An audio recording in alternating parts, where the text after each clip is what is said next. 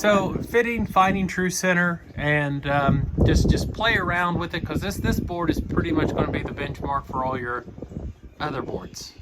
Does that make sense?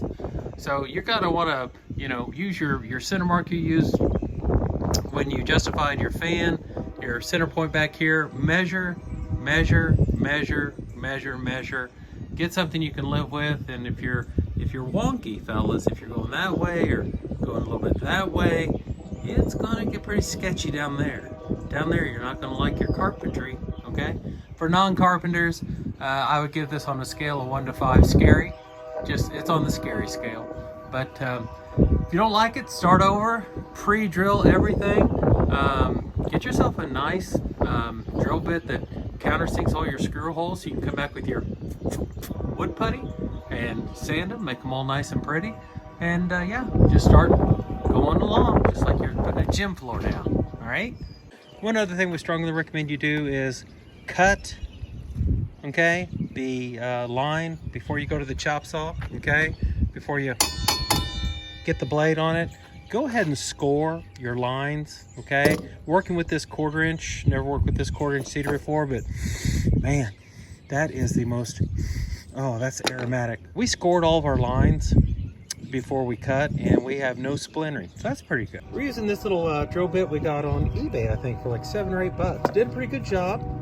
2 3/8 inch for your same size as your puck lights. Okay, got a few more puck lights to drill.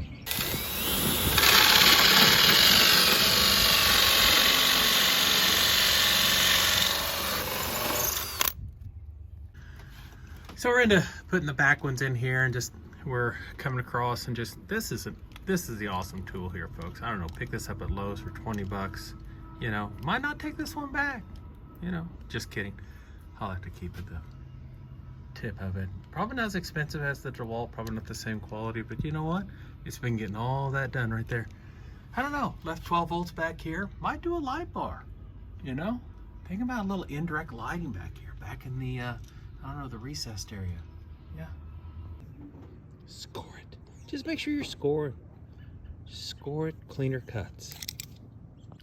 So just a real quick tip, just remember, you can't share the staggers all the way across. Say like you wanted to hide them back here, and you didn't want them back up over here on your entry. But so your staggers can't be side by side, because on tongue and groove, this little board here needs support. I just remembered and figured that out the hard way.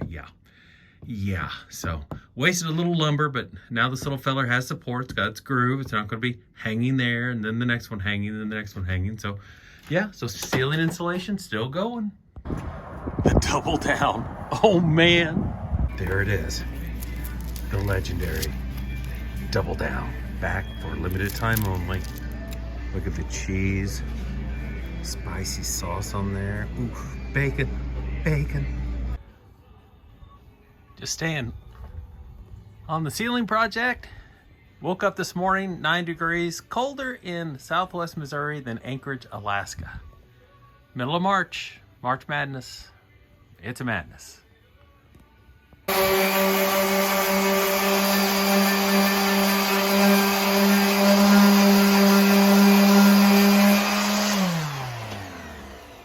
Might have to go and hit these a couple times with the putty.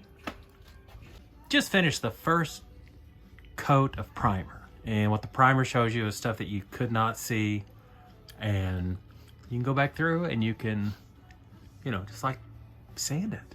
Or you could put some more putty in some of the holes or imperfections in your boards. Just whatever your taste, what you're willing to live with. If you're a perfectionist, you're going to be here a while. You're there's over there. There's a couple over here. But find them, fill them, sand them, prime them. And then we're going to go with the latex. We're going to 3 coats of latex. That's 2 coats of primer, sanded twice, filled, and painted 1 time with latex. Let's do another lap. So that's after 3 coats, and I'm sure we're gonna have to, go around one more time. I see places like this that, if you can see them and everything dries, and you want to go around one more time and just hit it or you think it's thin, you know, it might take 4 coats. What we do is let it dry.